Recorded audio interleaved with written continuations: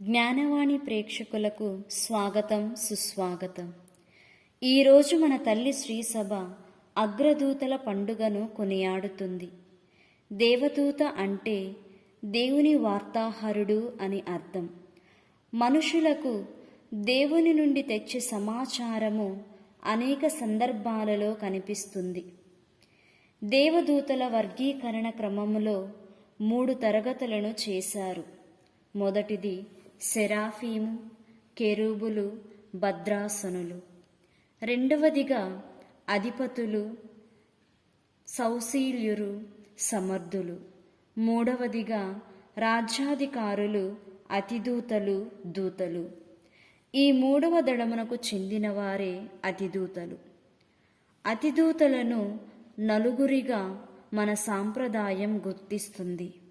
వారు మిఖాయేలు, గాబ్రియేలు, రఫాయేలు, ఉరియేలు. దైవ సింహాసన పరిరక్షకులైన ఈ నలుగురిలో మొదటి ముగ్గురికి విశిష్ట ఉనికి, పునీతులుగా ఒక ప్రత్యేక గుర్తింపు లభిస్తుంది. పరలోక దూతలుగా, నిర్దేశకులుగా, శ్రీసభ పరిరక్షకులుగా వారి అధికారము, శక్తి గుర్తించబడింది. మర్త్య మానవులతో వారికున్న సంబంధాల వలన అనేక చిత్రపటాలలో వీరిని వివిధ రకాలుగా దర్శింపవచ్చు.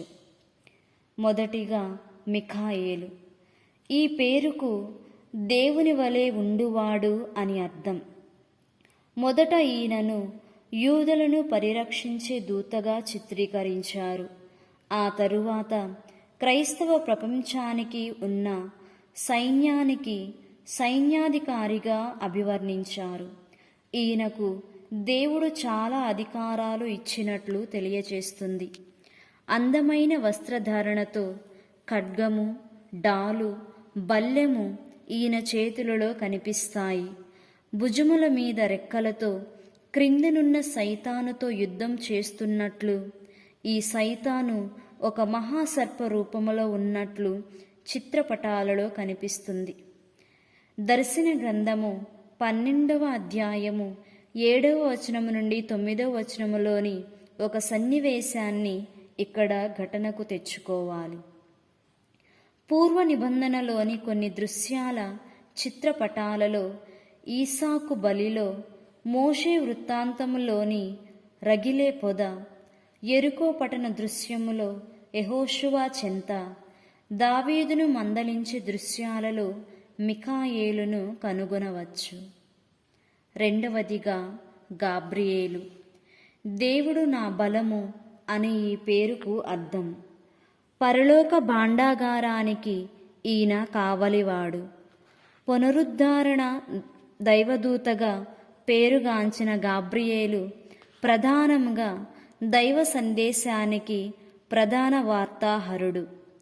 యూదులు బానిసత్వము నుండి తిరిగి వస్తారని వార్త చెప్పినవాడు ఈ దేవదూతయే. సంసోను జన్మ శుభవార్తను మోసుకొచ్చింది ఈయనయే. బాప్తిస్మ యోహాను జన్మ వార్తను తెలియజేసి రక్షకుని రాకను మంగళకరముగా లోకానికి వినిపించింది గాబ్రియేలే. మంగళవార్తను ప్రకటించేవాడు కాబట్టి ఈయన చేతిలో ఒక లిల్లీ పుష్పము కానీ, ఒక రాజదండము కానీ కనిపిస్తాయి.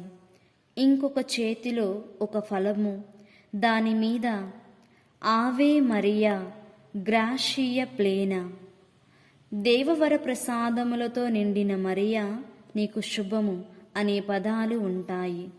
14వ శతాబ్దం తరువాత అనేక చిత్రాలలో మరియమాతను గౌరవిస్తూ చేతిలో లిల్లీ పుష్పములు ధరించి 2 చేతులను అటూ ఇటూ తన హృదయం మీద వేసుకొని గాబ్రియేలు కనిపిస్తాడు.